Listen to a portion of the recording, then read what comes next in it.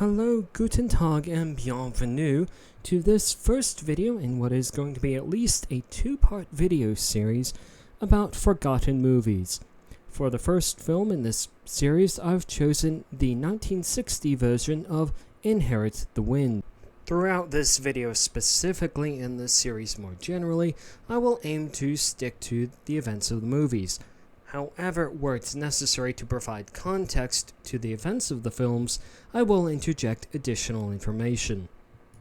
The movie Inherit the Wind is based on a play written by a man named Robert E. Lee, though it's not the same Robert E. Lee that you might be thinking of. Both the movie and the play are based on the events of a 1925 trial that occurred in the United States, which has since become known to history as the Scopes Monkey Trial. The cast for this version of the movie includes a couple of notable names.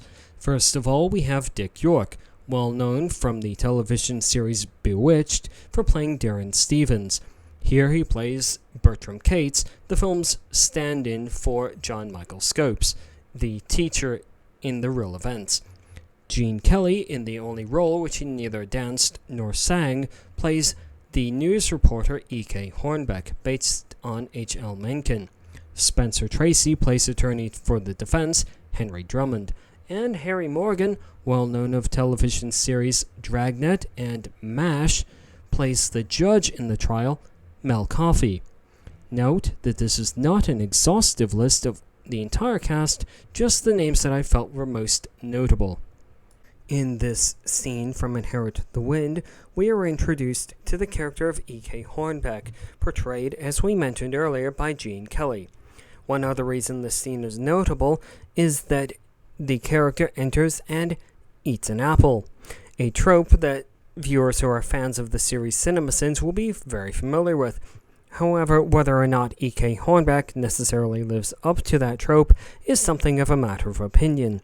Regardless, it is the first instance I'm aware of a character that viewers are not necessarily meant to empathize with eating an apple in such an extravagant manner. Why should you watch Inherit the Wind? The simple answer is that it is still surprisingly relevant, despite being made almost 70 years ago. The movie touches on a lot of issues that are still applicable to the 21st century United States. Evolution is still a hot-button issue in many parts of the United States, the opponents of which often use the same arguments that are depicted in the movie. While the movie is primarily about the trial of Bertram Cates, it also shows us the impact that large civic events, be they concerts, show trials, or music festivals, have on small towns. The members of the town council, as we see in the movie, are initially hesitant to hold the trial in the town, but each member is eventually won over when it's pointed out that they might individually benefit from it. The movie shows us two examples of what populism is able to do to rile up a crowd. In the example of, first, the firebrand priest, and second, we have the populist politician. Though these characters do have names in the movie, the archetypes they represent are rather timeless. At several points in the film, we are reminded that outside events are able to influence those going on inside the trial, notably an upcoming election, which is likely to influence the positions of the judge, the mayor of Hillsborough, and the governor of the state. Not that that has parallels with anything in the contemporary United States at all. And now I'd like to set aside the plot of the movie and talk more about the production in general. The music and sound design are very good. On the other hand, Dick York's performance is basically Darren Stevens again. On the other hand, we do have Gene Kelly and Spencer Tracy delivering standout performances as E.K. Drum.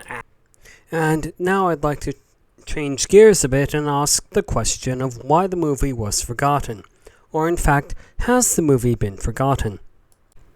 Certainly a movie that's been remade 4 different times, for theatrical release and made for television can't be called forgotten, but the 1960 version has sort of fallen by the wayside. And so ultimately, what's the reason that the 1960 version of Inherit the Wind should be watched again today and not forgotten? Primarily because it is still relevant to the contemporary United States. And as we approach the 100-year anniversary of the trial that inspired the film, I hope it enjoys something of a renaissance. And that's all I have to say about Inherit the Wind. The next film in this series that we're going to talk about is Tom Cruise's second role ever, Taps. I look forward to seeing you on that video, or if I don't see you again, go out and have the day that you all deserve. Goodbye.